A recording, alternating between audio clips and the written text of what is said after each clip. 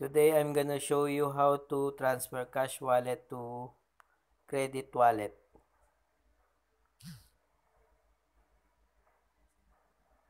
Go to wallet.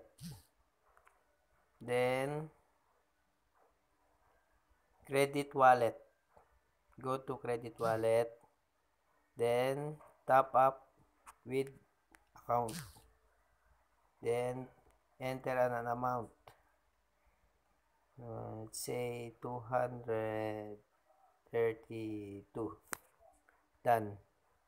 Then next and top up now. Okay, successful. Now your credit balance is 520.